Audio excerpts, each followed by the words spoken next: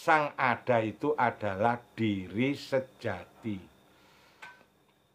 Siapa sang ada? Sang ada adalah keberadaan murni. Sang ada adalah keberadaan murni. Bukan apa-apa, bukan siapa-siapa. Keberadaan murni. Murni keberadaan. Bukan apa-apa, bukan siapa-siapa. Di dalam kesadaran kita, ketika kita menangkap, yang kita tangkap sang ada itu adalah kosong. Kekosongan yang tak terhingga. Kosong, kekosongan yang tak terhingga. Hampa. Kehampaan yang menggetarkan. Kosong tetapi isi. Kosong inilah yang mewujudkan segala yang ada. Allahu Akbar, Allahu Akbar, Allahu Akbar. Begitulah dasarnya. Dan kata-kata saya di bawah, yang belum membaca nanti dibaca di grup, sudah saya posting. Mantra sang ada ini adalah proklamasi diri sejati. Jadi ketika kita di dalam hati kita yang dalam berikrar, aku ada, merasakan aku ada, seluruh alam untuk diriku, nikmat yang paling besar adalah adanya wujud diriku sendiri. Alhamdulillahirabbil alamin.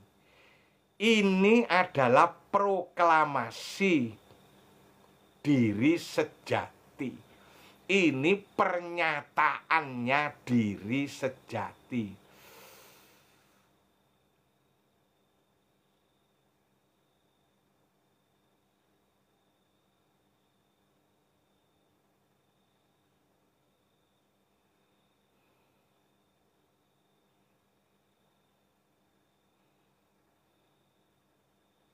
Tentu saja diri sejati itu tidak berkata-kata. Tentu saja diri sejati itu tidak berbahasa, tentu saja. Tetapi pernyataan ini, pernyataan diri sejati yang direkam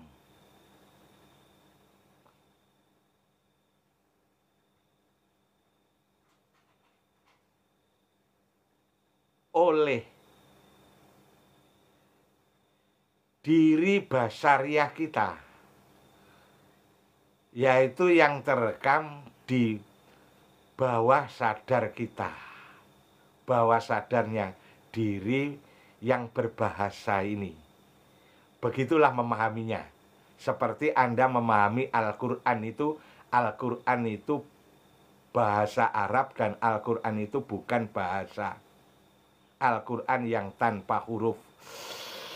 Karena di ring 1 tuh nggak ada huruf-huruf, nggak ada bahasa.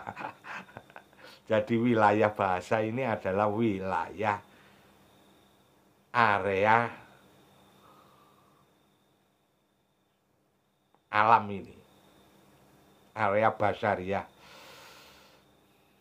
Tentu saja begitu, itu saya terangkan supaya jelas posisinya. Jadi ini proklamasi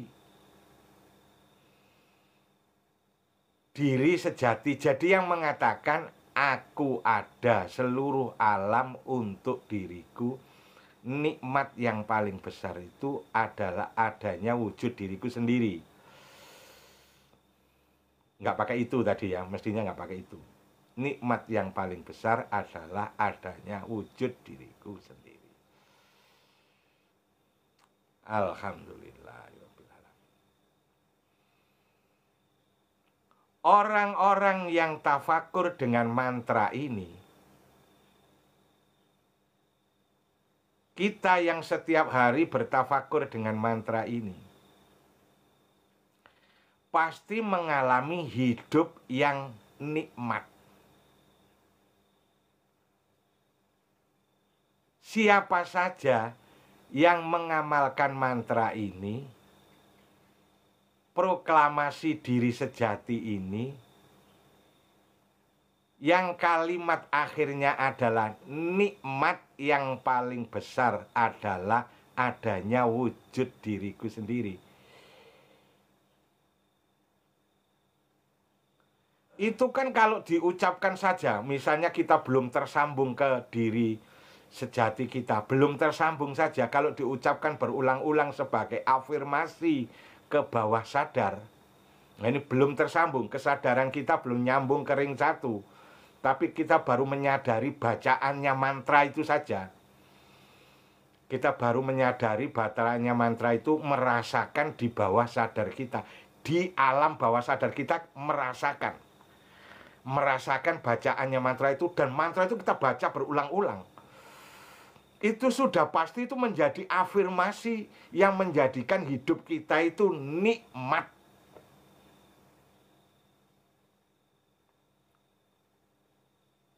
Apalagi kalau sudah nyambung ketemu dengan yang sejati, otomatis mengalami nikmat yang tak terhingga. Nikmat yang paling besar, tidak ada yang melebihi ini. Allahu Akbar, Allahu Akbar. Saya punya guru. Guru saya punya murid jutaan.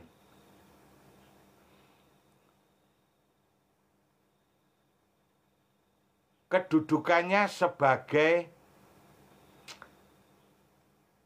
Mukhtarullah Al-Mujtaba,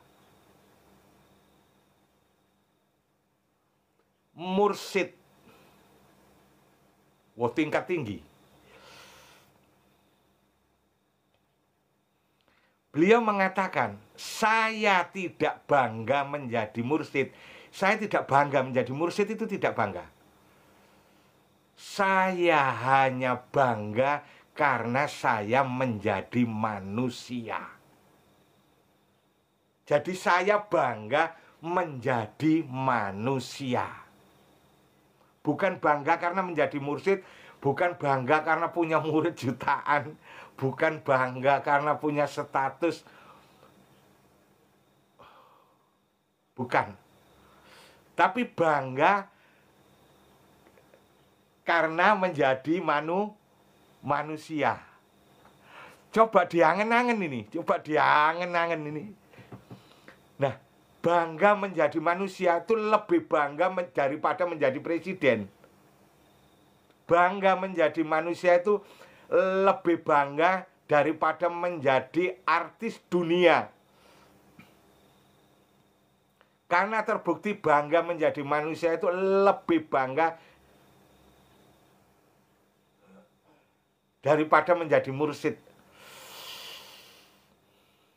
Sedangkan kita ini kan sudah manusia. Ya. Berarti kita ini sudah menjadi diri yang paling membanggakan kita itu. Jadi itu kalimat mursyid itu saya angen-angen panjang, dalam. Karena saya tahu muridnya beliau begitu banyaknya. Allahu Akbar. Ilmunya, apanya lah semuanya. Tapi bangganya hanya karena menjadi manusia. Sedangkan kita kan sudah sampai. Kita sudah sampai jadi manusia ini. Tapi kok kita nggak bangga ya? Kok kita masih kalah dengan uang? Ya, kita itu nggak bangga diri. Bangga kita kan kalau uang kita banyak, ya. Bangga kita kalau kita punya kedudukan yang strategis, ya toh. Kita bangga kalau kendaraan kita itu mahal.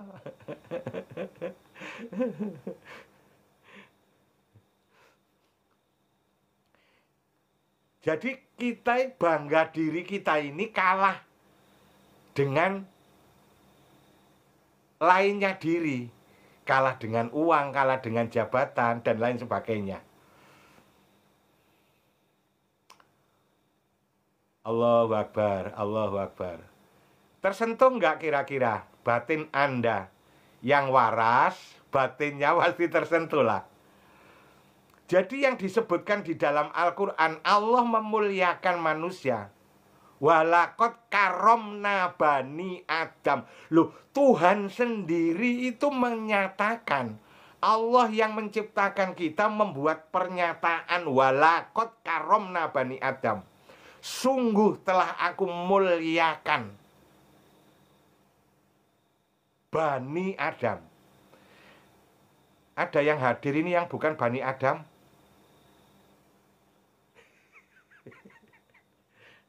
Yang hadir ini semuanya Bani Adam. Nggak ada Bani Iblis, nggak ada.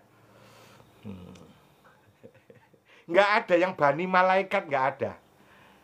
Ini semua yang hadir kan Bani Adam. Bahkan malaikat disuruh sujud kepada Adam. Wah, hebat manusia ini. Sampai Tuhan menyatakan walakot karomna bani Adam. Sungguh telah aku muliakan Bani Adam ini. Kok kita nggak merasa dimuliakan ya? Kok nggak merasa mulia ya?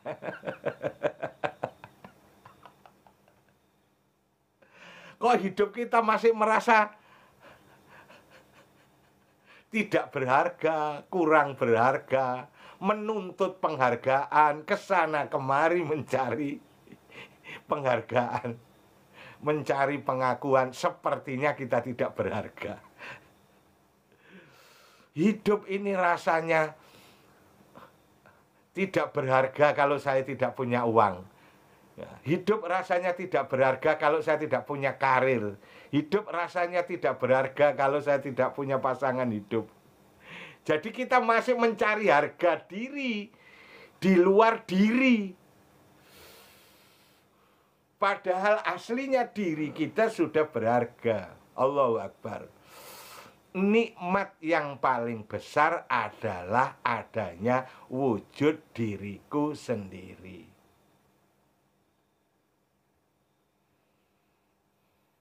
Jadi para ahli tafakur ini hasilnya tafakur, walaupun mungkin belum ketemu diri sejati saja, karena masih belajar saya belum bisa sadar sepenuhnya tentang diri sejati, tidak apa-apa. Tapi kalau afirmasi mantra itu sudah masuk ke bawah sadar kita, afirmasi ini, bawah sadar ini pasti akan memancar di dalam, vibrasinya memancar, menciptakan realitas bahwa kita hidup nikmat.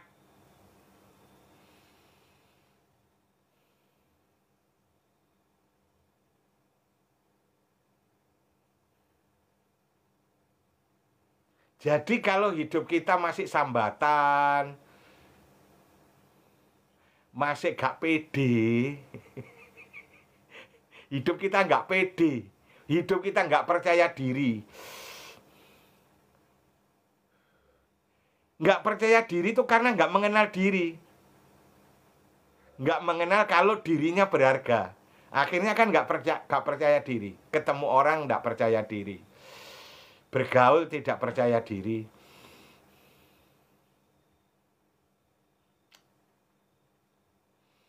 Allahu Akbar, Allahu Akbar.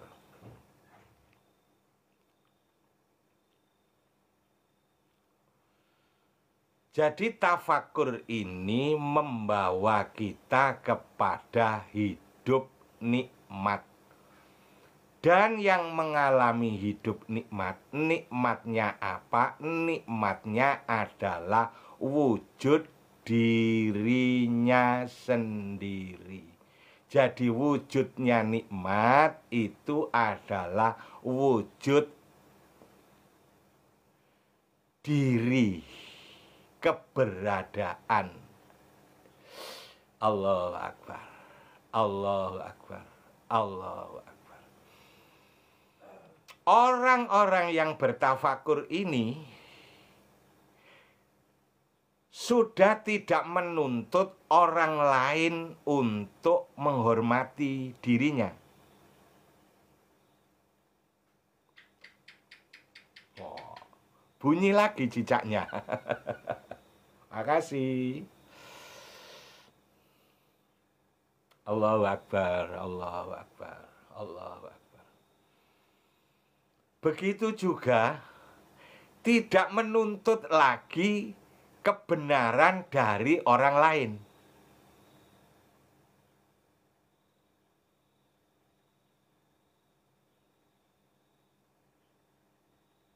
Tidak menuntut dibenarkan orang lain. Jadi kita ini,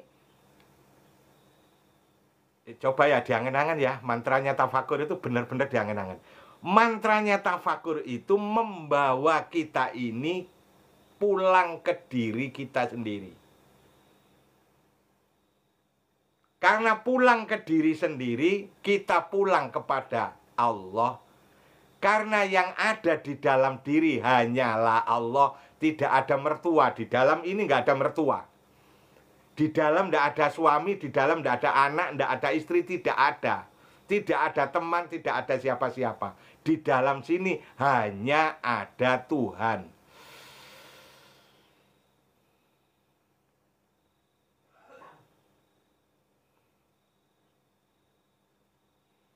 Allahu Akbar, Allahu Akbar. Jadi semuanya ini kita bawa ke diri kita. Jadi ketika tafakur ini,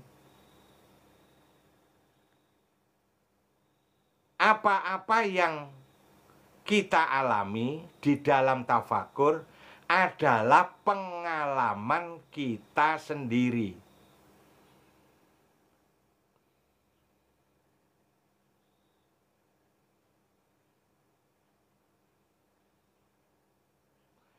Kebenaran yang kita dapatkan di dalam tafakur adalah kebenaran yang tidak membutuhkan persetujuan siapapun. Karena kita sudah mengalami sendiri langsung. Tidak perlu menuntut dibenarkan oleh orang lain.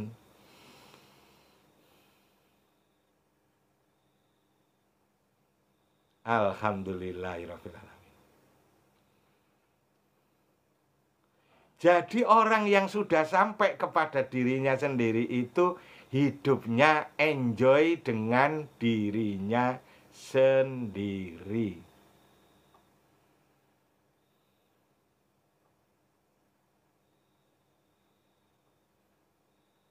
Kalau mencari kebenaran, tanyalah kepada dirimu, kata Rasulullah. Saya ini benar apa salah? Kalau cari kebenaran, kata Rasulullah, tanyakanlah kepada hatimu. Bukan tanyakan kepada hati temanmu.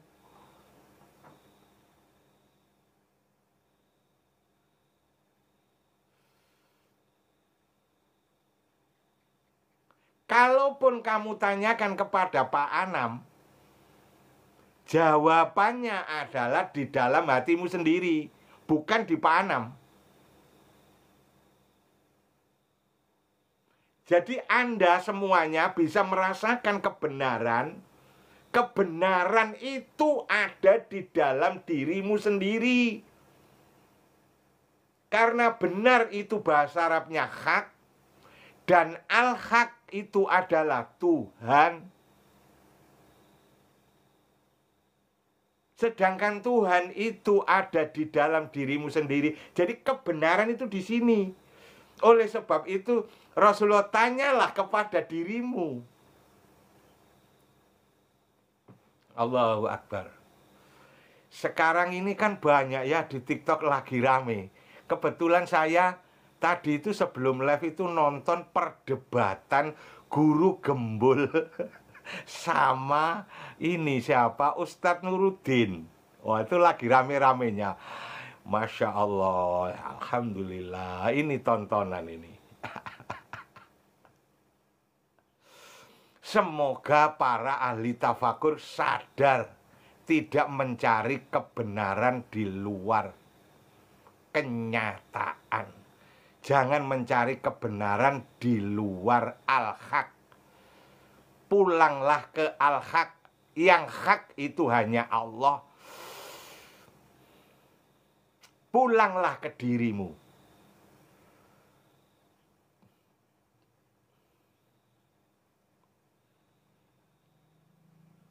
Karena dirimu itu ada di Allah. Jadi pasti kalau ketemu ini, ketemu diri sejati, ketemu Tuhan, ketemu kebenaran. Agama ini sekarang banyak menjadi perdebatan dan ini seru banget, seru banget. Waduh, masya Allah, masya Allah, masya Allah, masya Allah, masya Allah, masya Allah. Sekali-kali silahkan nonton ya, gitu-gitu. Ada perdebatan soal Habib, ada perdebatan soal Antoli, yang lucu-lucu itu soal agama. Nah, soal agama dengan agama. Itu tambah lucu banget itu. Agama A dengan agama B berdebat. Yang digunakan alat perdebatan kitabnya masing-masing, kan aneh.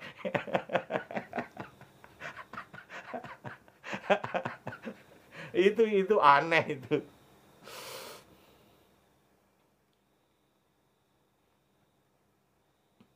Alhamdulillahirrahmanirrahim.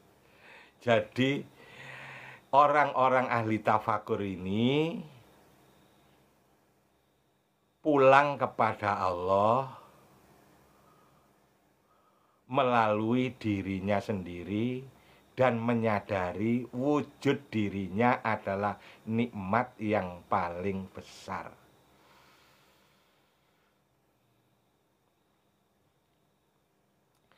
Di depan pun saya sampaikan, tafakur ini belum berhasil kalau kebenarannya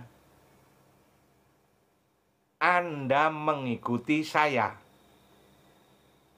Kalau kebenarannya masih Anda mengikuti saya, Anda masih percaya saya,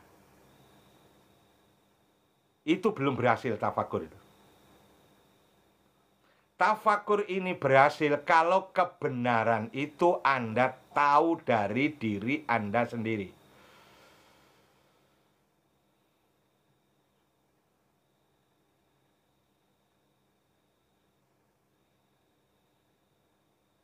Bukan dari saya.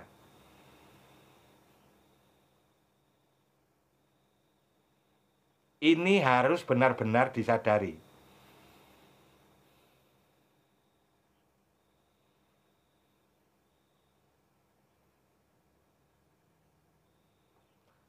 Tafakur ini semua yang saya sampaikan di dalam bimbingan tafakur,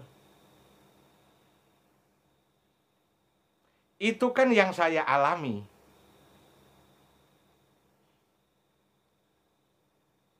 Ini kan pengalaman saya. Pengalaman saya, guru saya. Tapi bukan guru Anda. Understand? Pengalaman saya itu guru saya. Bukan guru Anda. Guru Anda adalah pengalaman Anda sendiri. Jadi Anda harus mengalami sendiri.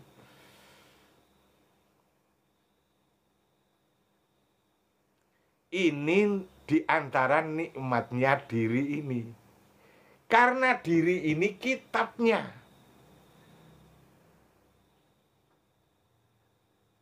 Allahu Akbar, Allahu Akbar.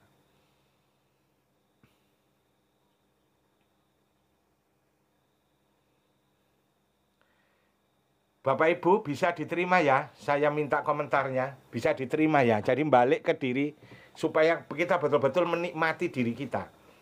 Tahu, sadar, kitabnya ada di diri kita, ya. Ini benar apa salah, yang tahu kita sendiri. Kita tahu dengan diri kita sendiri. Ini baik apa buruk, kita tahu dari diri kita sendiri. Jadi saya ngotot mengikuti Nabi Muhammad. Saya ngotot bahwa Allah itu nyata. Saya ngotot bahwa Allah itu takdirnya baik. Itu karena saya ngalami. Saya tahu dari diri saya sendiri. Jadi saya ngotot. Sekalipun orang lain tidak percaya, tidak masalah.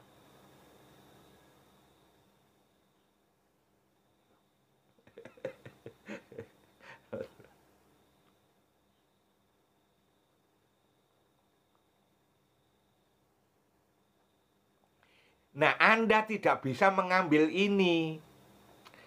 Anda hanya bisa mendengarkan ini, lalu mencari ini di dalam diri Anda sendiri sampai Anda ketemu. Oleh sebab itu, kalau Anda sekarang sedang hidup lagi capek-capeknya, atau lagi susah-susahnya, ya, atau lagi sedang apa sajalah, ya, sedang apa saja, semuanya itu adalah yang dialami itulah guru. Yang dialami itulah guru.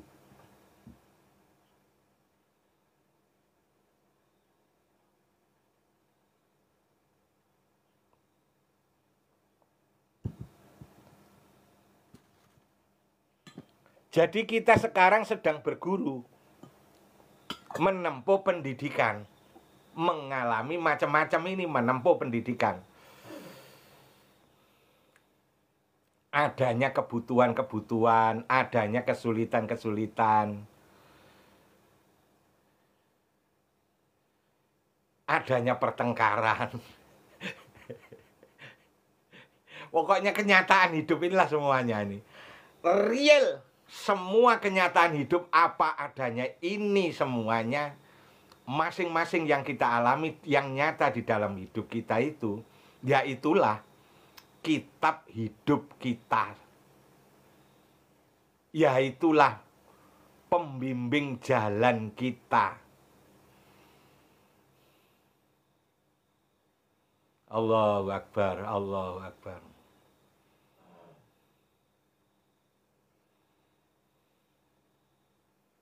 Sampai kita menemukan ternyata nikmat yang paling besar adalah adanya wujud diriku sendiri. Bukan nikmat yang paling besar adalah wujudnya Pak Anam, bukan. Allahu Akbar.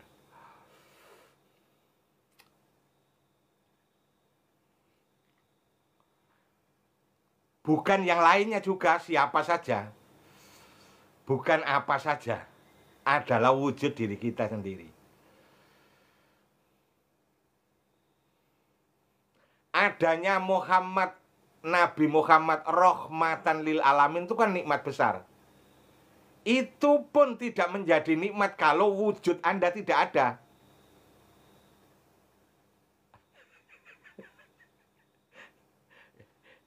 Jelas ya? Kalau wujud Anda tidak ada kan, walaupun Nabi Muhammad itu nikmat besar, rahmatan lil alamin. Nikmat itu tidak adanya nikmat kalau ada diri saya. Kalau diri saya tidak wujud, nggak ada. Tuhan kan sudah menciptakan matahari. Ya, Tuhan menciptakan langit. Ini nikmat semuanya. Tuhan menciptakan bumi. Ini nikmat semuanya.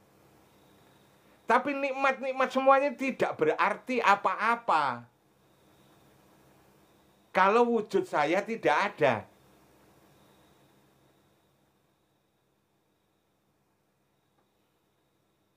Jadi semua itu menjadi nikmat, seluruh alam untuk diriku. Seluruh alam untuk diriku itu karena aku ada. Kalau aku tidak ada, Allahu Akbar, Allahu Akbar, Allahu Akbar, Allahu Akbar. Bersyukurlah aku ada itu. Jadi kita bersyukur karena ada ini. Jadi kita ini mensyukuri keberadaan. Di mantra ini kita mensyukuri keberadaan kita.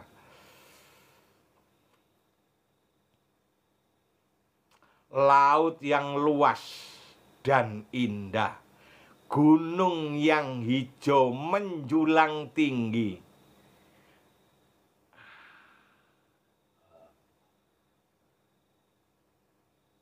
air yang segar kalau diminum. Semua nikmat yang ada di alam ini tidak menjadi nikmat kalau saya tidak ada.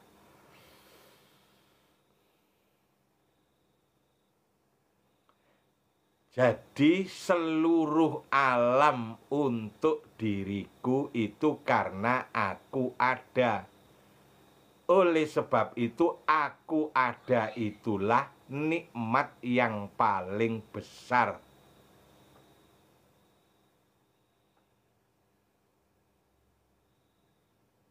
Seperti saya contohkan di belakang tadi. Saya sampaikan kita ini merasakan nikmat.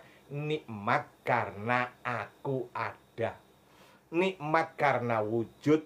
Nikmat karena adanya diri.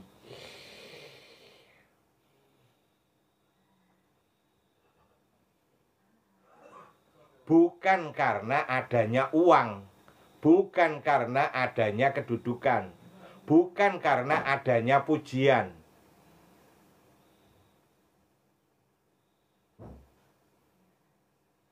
Tapi karena adanya wujud diriku sendiri.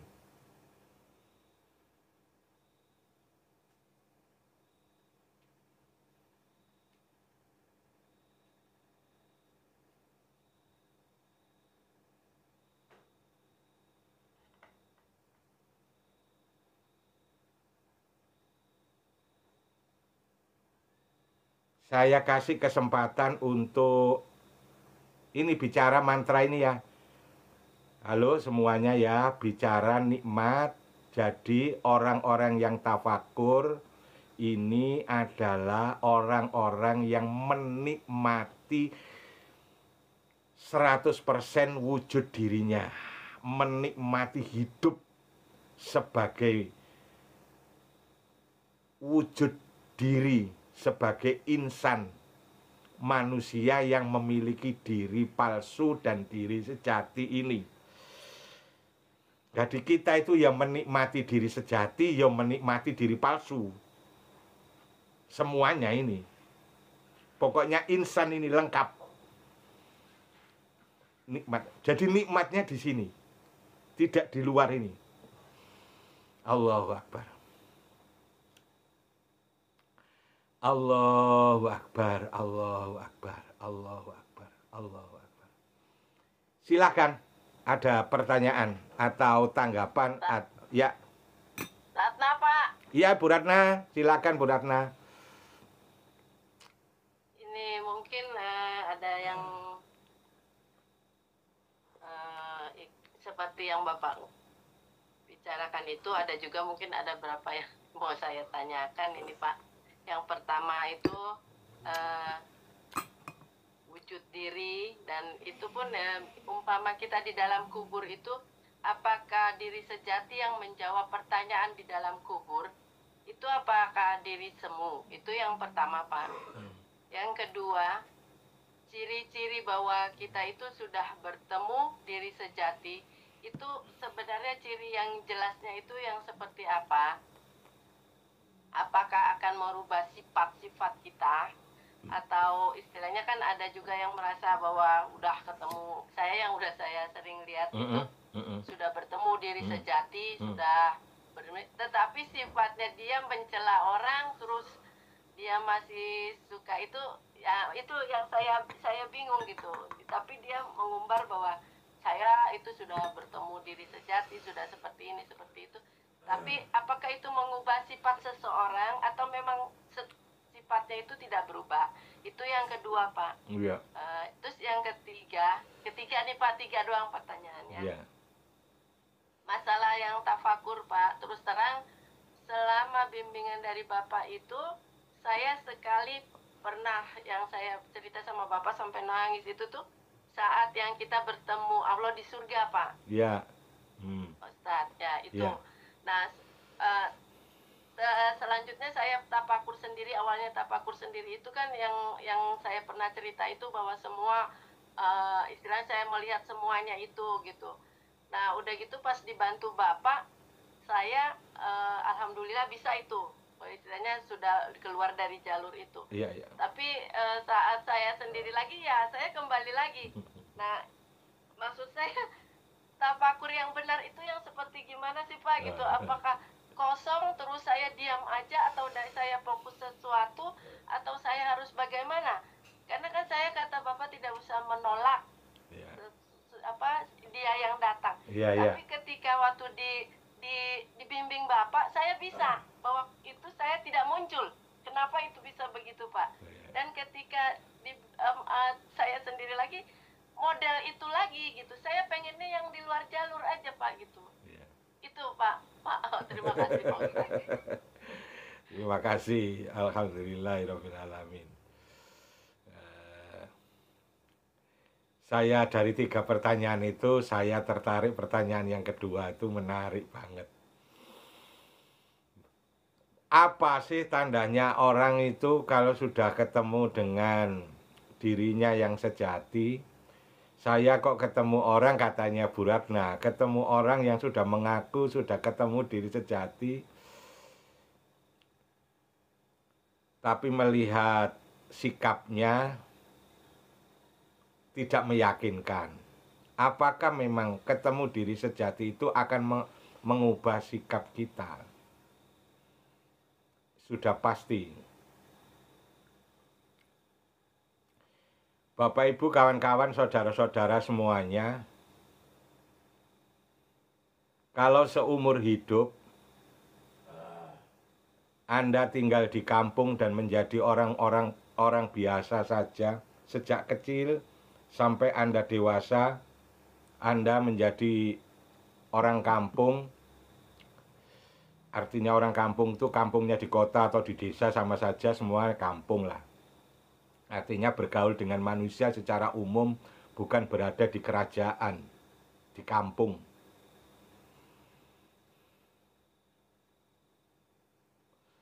Anda punya bapak dan punya ibu di kampung itu. Kemudian ternyata ada berita mengejutkan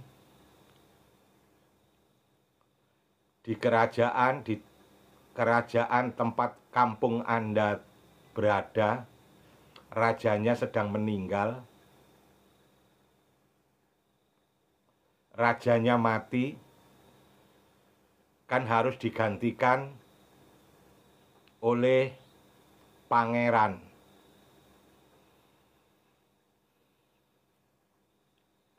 Ketika raja ini meninggal, kemudian tidak ada penggantinya, karena sang pangeran tidak sedang berada di kerajaan. Karena pada waktu kecil pangerannya itu sakit-sakitan, lalu dibuang, dititipkan sama orang kampung, dipelihara sebagai anaknya orang kampung, dan ternyata anak itu adalah Anda. Dan sekarang rajanya sudah mati. Dan ternyata pangeran pengganti raja itu adalah Anda. Dan saat ini Anda mengetahui ternyata saya orang kampung, saya bukan orang kampung sembarangan. Ternyata saya adalah seorang pangeran.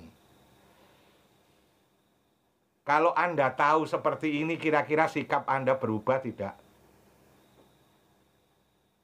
Jawabannya sudah pasti sikap Anda berubah.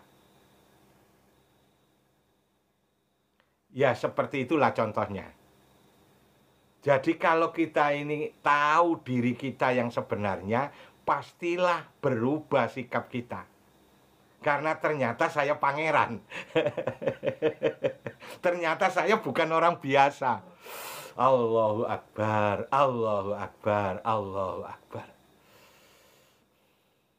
Kan selama ini kita mengira saya orang yang repot cari uang, saya orang yang punya tanggungan yang banyak, saya orang yang banyak saingan, saya orang yang tidak terkenal, saya orang yang itu yang kita kenal.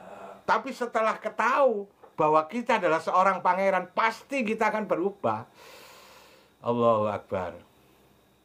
Dan kenyataan itulah, saya menggambarkan kenyataannya itu kayak begitulah kita ketemu diri sejati itu. Kita menemukan diri kita yang sebenarnya, yang selama ini kita menganggap bahwa kita adalah orang biasa-biasa saja.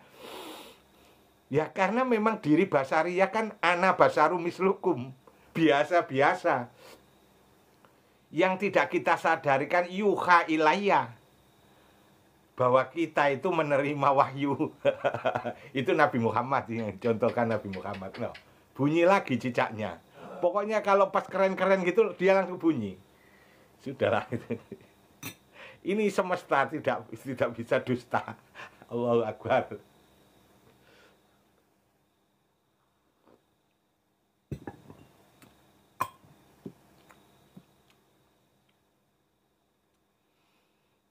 Jadi kalau ada orang mengaku telah bertemu dengan diri sejatinya, lalu hidupnya masih panik, hidupnya tidak pede, hidupnya tidak merasakan nikmat yang paling besar adalah adanya wujud diriku sendiri. Bohong. Bohong. Kan banyak orang tahu diri sejati itu, dikiranya diri sejati itu seperti kembarannya. Itu kan? Jadi diri sejatinya Mas Tesa itu rupanya yang ganteng kayak Mas Tesa gitu. Hidungnya mancung, ya. Nah, tinggi. Badannya tinggi, kulitnya putih. Dirinya mirip itu, katanya itu diri sejati. Bukan itu. Bayangan diri itu.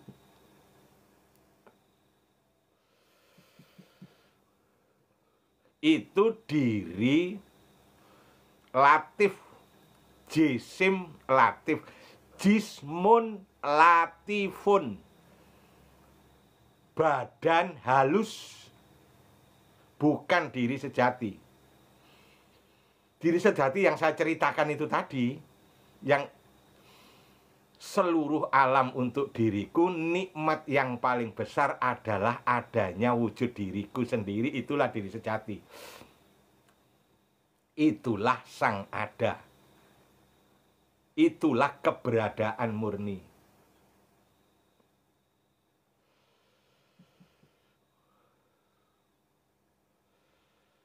Kita ini punya diri sejati, lalu kita juga punya diri palsu. Kan enak.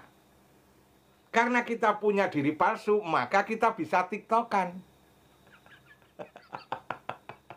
Kita bisa facebookan. Kalau kita nggak punya diri palsu, nggak bisa rokokan. Masya Allah, ini nikmat macam apa? Mau dibandingkan dengan apa nikmat ini? Jadi nikmat yang paling besar adalah adanya wujud diri itu adalah nikmat diri sejati. Nikmat diri sejati itu meliputi nikmat diri rohani ring 2. Karena diri rohani itu nanti yang akan menikmati surga akhirat. Nikmat diri jasmani. Sehingga kita bisa menikmati kopi, kita bisa menikmati pemandangan yang indah, mendengarkan musik.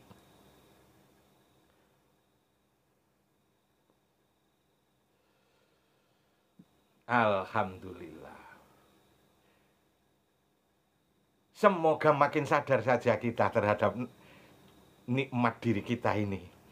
Jadi orang yang sudah kenal dirinya begini ini, yang kenal diri sejatinya seperti yang disebutkan ini, sudah pasti tidak menuntut orang lain. Aku ini dihargai, udah nggak nuntut itu. Mbok ya saya ini diorangkan, udah nggak nuntut itu gitu loh. Juga tidak susah kalau misalnya nggak punya uang, nggak susah.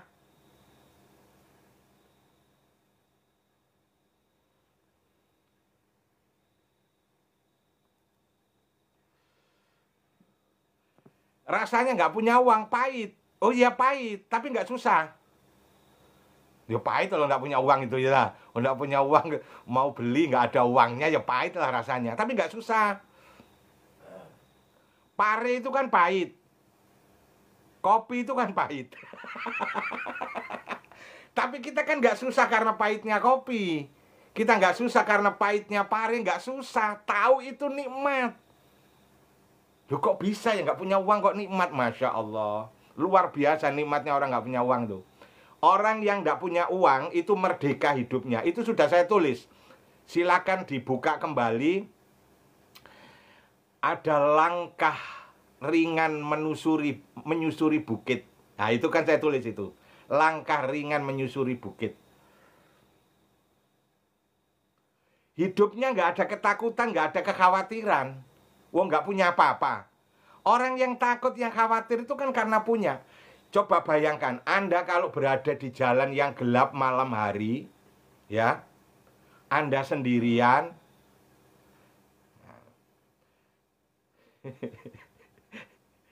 di situ daerahnya mungkin ada begalnya, ada jambretnya, malam hari Anda sendirian di sana. Anda tidak membawa apa-apa, nggak punya apa-apa memangnya. Apa khawatir? Apa takut? Nggak takut. Oh, nggak punya apa-apa kok. Yang takut itu kan karena memiliki. Karena punya sesuatu. Jadi ada manisnya tidak punya itu.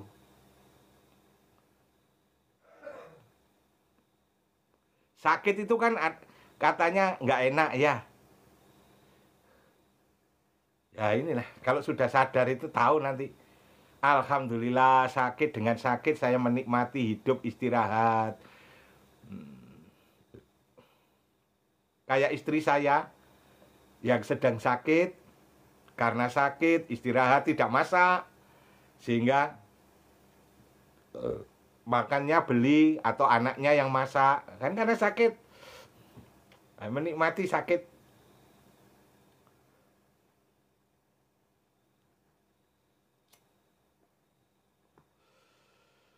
Jadi orang yang sudah kenal dengan diri sejatinya itu,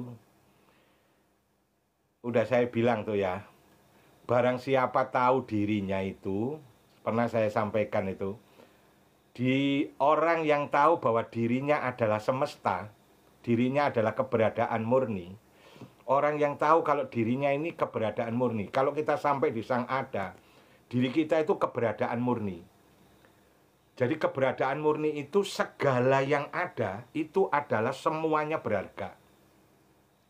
Segala perwujudan yang disadari oleh diri sejati itu, semua di alam ini, semua yang wujud ini semuanya berharga. Tidak ada yang tidak berharga. Ingat-ingat ini. Semua yang di alam ini semuanya berharga.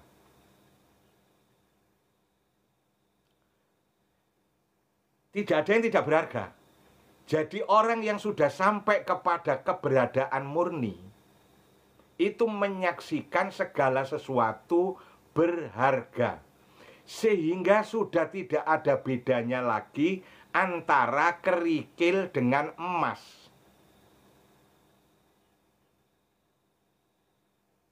Semua keberadaan adalah keajaiban. Semuanya energi. Semuanya adalah perwujudan tunggal yang sangat nikmat. Jadi Anda bisa membayangkan nikmatnya diri sejati itu menyaksikan segala wujud ini emas, semuanya emas. Jadi semuanya wujud ini nikmat. Dan itu pernah kita alami. Jangan keliru, ini pernah kita alami. Kita cuma lupa saja. Waktu kecil, waktu kita masih suci, masih diri sejati, yang belum kotor. Alhamdulillah. Di zaman saya, waktu kecil saya, waktu kecil Anda juga, Anda pernah kan main di got? Ya, main di got itu kan kotor. Sampai orang tuanya marah. Karena menurut orang dewasa got itu kotor. Tapi bagi anak-anak, semuanya ini indah. Allahu Akbar. Kalau Anda pernah mengalami jadi orang desa seperti saya pernah mengalami main layang-layang itu tidak pakai layang-layang. Waktu kecil itu saya main layang-layang itu pakai daun. Daunnya gadung. Benangnya pakai gedebok. Gedebok itu pohon pisang. Pohon pisang itu kalau diambil itu ada yang bentuknya seperti benang gitu. Ya itu bisa jadi tali. Wah itu sudah seneng luar biasa itu. Angen-angen lah, kita pernah ngalami itu. Di mana saja kita ngerasakan nikmat. Pernah waktu kecil Anda masuk kolong meja, lalu Anda tertawa-tawa di bawah kolong meja, main sama teman-teman sesama kecil, betapa indahnya di bawah kolong meja. Di mana saja nikmat bagi anak-anak. Benda-benda apa saja menarik baginya. Semuanya indah. Waktu kecil itu kita ketemu rumput, kita ketemu bunga-bunga, semuanya indah. Setelah dewasa ini entah.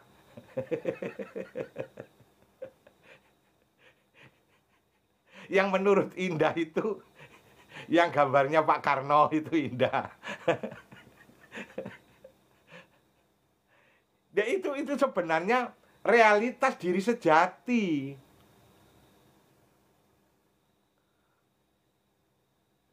Semuanya indah. Nah, Bapak Ibu yang ketemu diri sejati akan mengalami segalanya indah. Nikmat yang paling besar adalah adanya wujud diriku sendiri, bukan lain-lain. Kalau kita masih menuntut nikmat dari materi, nikmat dari adanya dan tidak adanya, belum. Jadi pokoknya ini semuanya ini surga semuanya. Di surga ini, setiap butiran debu adalah keindahan. Karena setiap butiran debu tajallinya Tuhan. Loh, kalau sudah ke situ, lebih nikmat lagi. Anda melihat daun. Di depan rumah saya, ada pohon serikaya. Yang memang saya biarkan. Rantingnya itu merendah. Jadi kemarin masuk ke mata saya. Mata saya. Ini ada kacamata tapi bisa masuk nih. Nyocok gini, masuk, nyocok. Nyocok daunnya itu nyocok ke mata. Mata saya sakit. Dicocok daun itu. Tapi saya terima kasih. Saya merasakan daun ini menyapa saya. Saya nggak sakit hati sama daun yang nyocok mata ini. Ya, alhamdulillah. Soalnya pas sadar. Ya mas Ganis pas sadar. Jadi kena apa saja kalau kita sedang sadar, Masya Allah indahnya semuanya ini indah semua. Jadi kalau Anda Mas Tessa lagi dimarahi istri gitu, sadar lah, bidadari kalau sedang marah, tambah kelihatan manisnya gitu. Istri yang marah, ya semua suami pernah dimarahi istrinya, nggak ada yang tidak, termasuk Iskandar, termasuk Pak Saharudin. Loh, karena nikmatnya kan di situ, kan habis marah-marahan gitu kan. Setelah selesai marah-marahnya, wow itu nikmatnya luar biasa itu. Jadi sebenarnya Tuhan mau kasih tahu gitu kan, dualitas, kasih tahu karena di alam ini harus dualitas.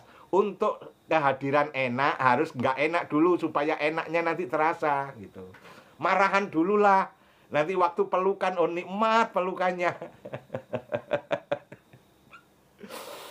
Allahu Akbar. Ini kesadaran, kita sadar kita sedang berada di surga, dimanja dengan alam ini oleh Tuhan. Ini gara-gara Bu Ratna ini. Terus nanti di alam kubur siapa yang jawab? Allahu Akbar.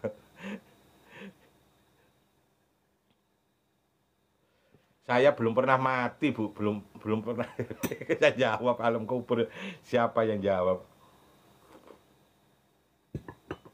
Kalau nanti ada pertanyaan di alam kubur, yang jawab adalah diri rohani kita ring 2.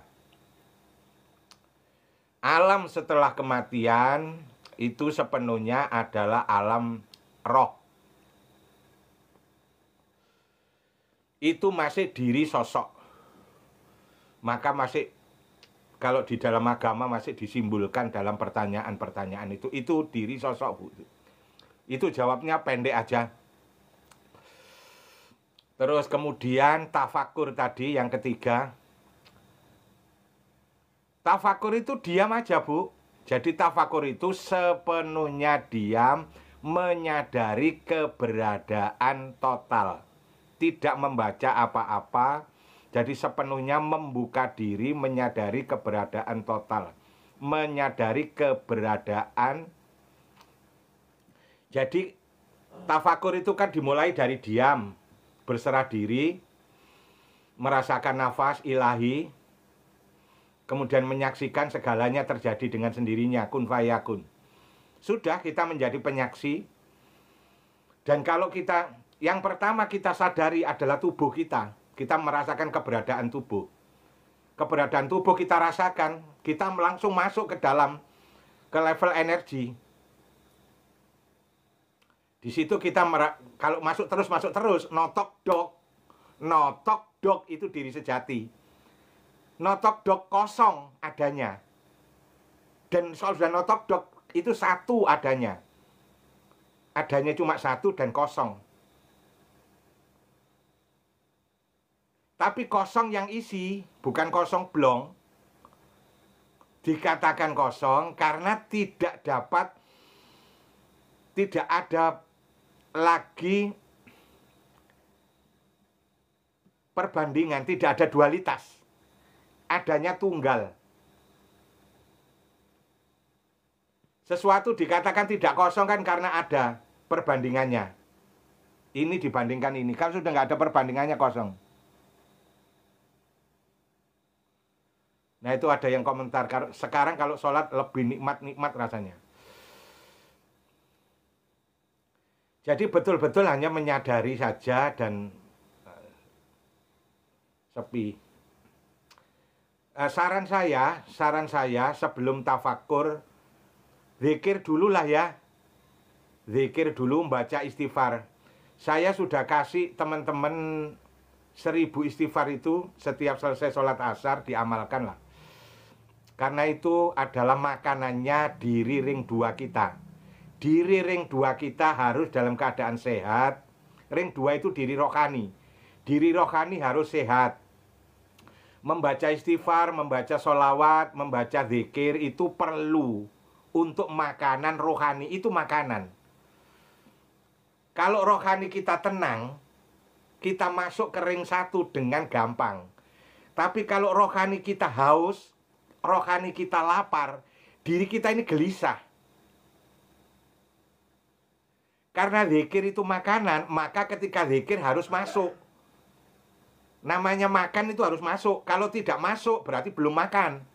Jangan hanya mengucapkan, masukkan ke hati. Jadi bacaannya dirasakan oleh hati.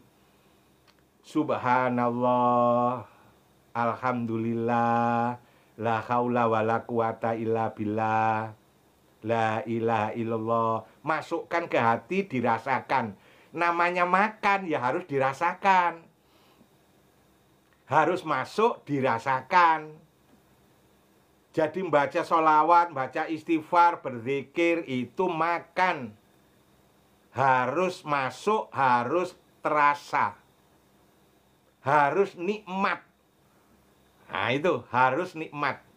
Kalau sholat kita belum nikmat, wudhu kita belum nikmat, puasa kita belum nikmat, zikir kita belum nikmat, rohani kita kering, kehausan, diri ring dua, diri rohani.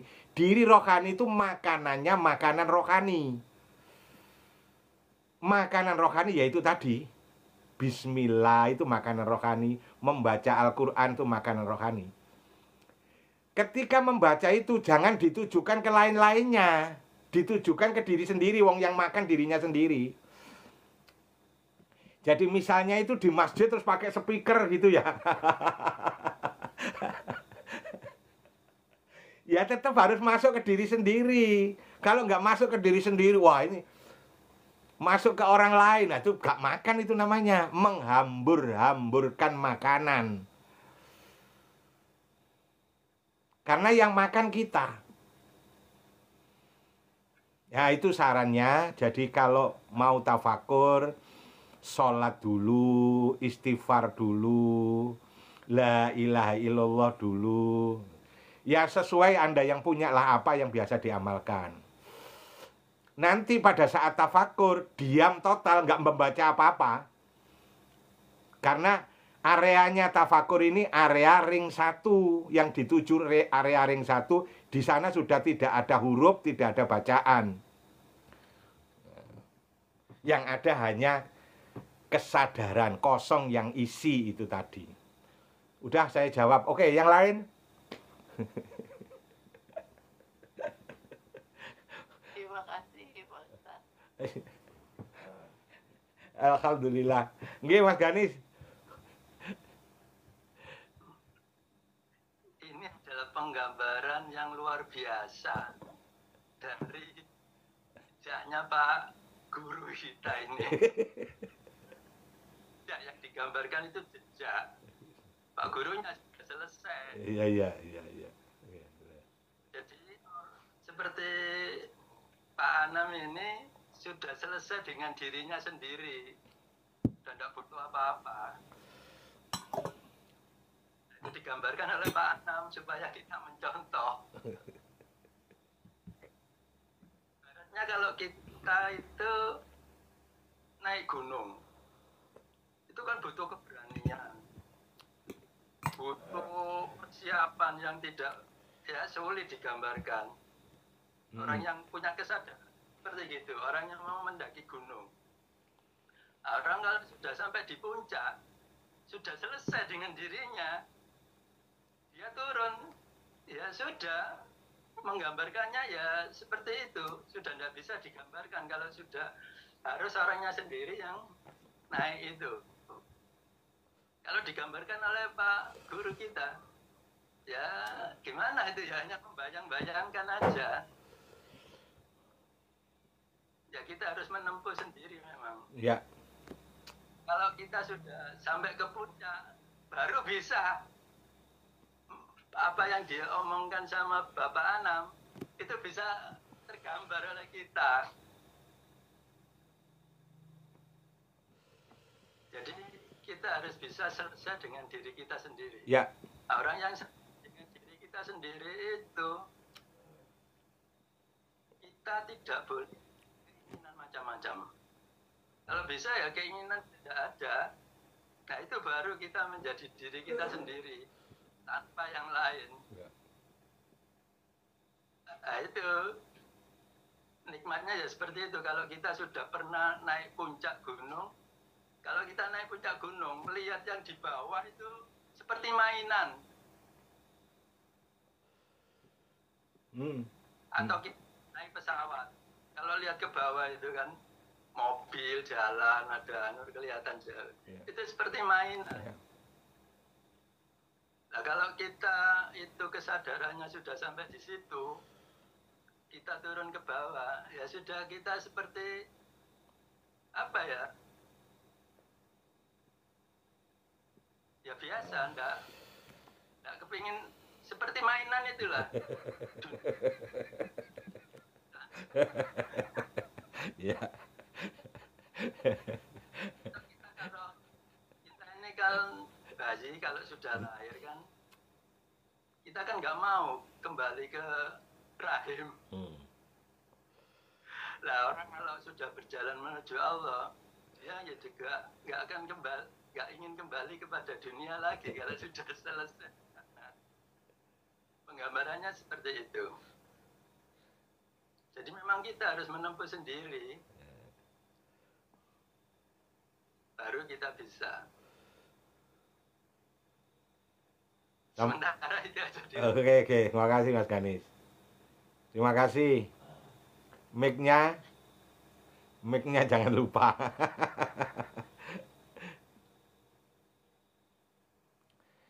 Saya tunjukkan salahnya. Bagaimana orang yang tidak melakukan sholat. Bagaimana orang yang tidak melakukan sholat. Tadi ada pertanyaan sama Pak Ilham dari Makassar. Pak Ilham.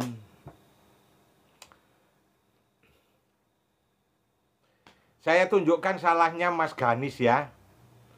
Tadi yang disampaikan itu benar, tapi ada salahnya. Yang disampaikan itu benar, tapi ada salahnya.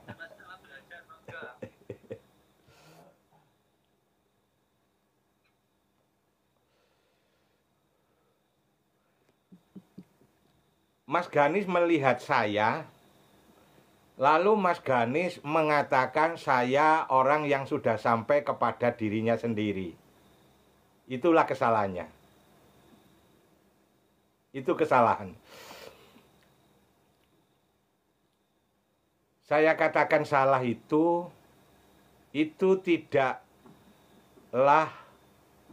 menjadi kebenaran karena kita tidak akan pernah tahu orang lain.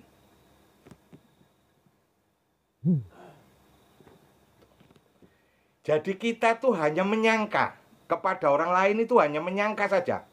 Kita tidak pernah benar-benar bisa mengalami orang lain. Dan kita tidak akan pernah mengalami orang lain. Saya mengalami diri saya sendiri, Mas Ganis mengalami dirinya sendiri, Iskandar mengalami dirinya sendiri, Ibu Yuli Akrom, Lianto mengalami dirinya sendiri-sendiri. Kita nggak pernah mengalami orang lain. Dan kita tidak pernah benar-benar tahu tentang orang lain. Dan kita jangan, gitu kan, biasa kita itu kan menilai orang gitu kan, biasa. Sok tahu kita tentang orang lain. Tentang buruknya, tentang baiknya, itu kita nggak benar-benar tahu. Nah, Mas Ganis menilai tadi itu sebenarnya itu bukan diri saya. Yang diceritakan Mas Ganis itu adalah dirinya sendiri. Understand? Anda percaya kepada saya, oh betul Pak Anam, saya setuju Pak Anam. Ada yang bilang, oh itu rasional Pak Anam, oh bisa diterima. Itu kan kebenaran itu di situ, bukan di sini. Anda mengatakan saya benar, itu kebenaranmu.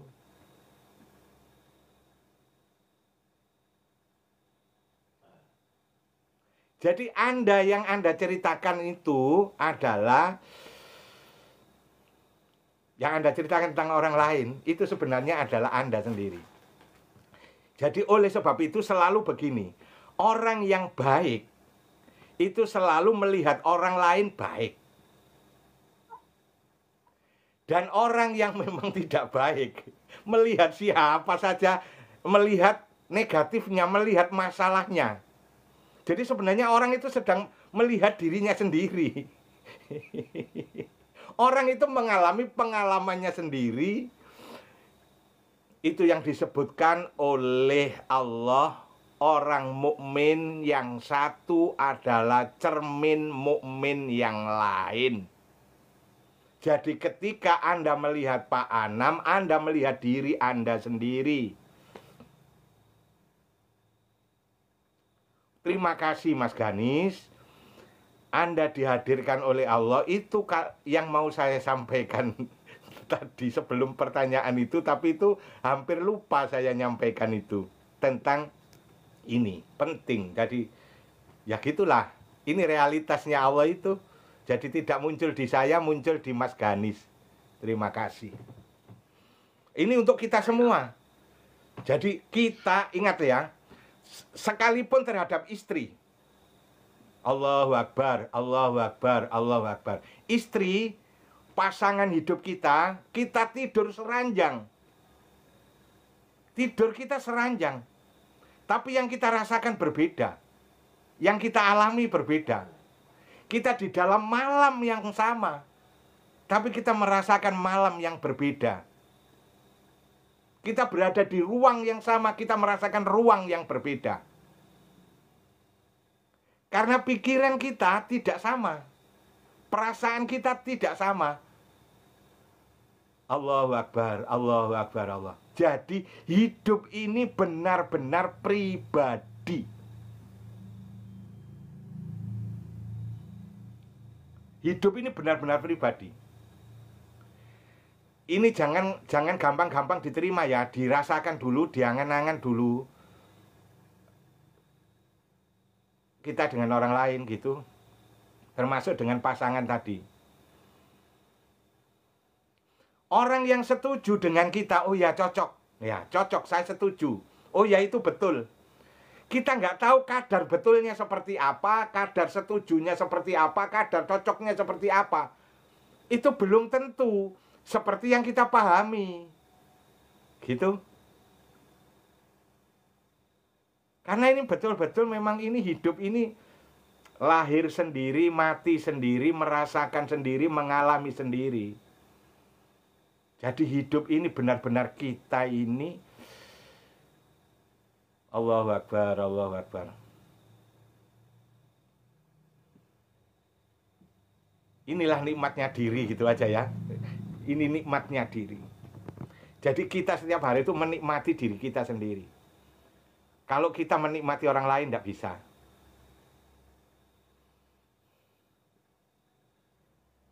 Itu sebabnya orang lain cermin. Ya. Diri kita. Ya. Gimana Mas Ganis?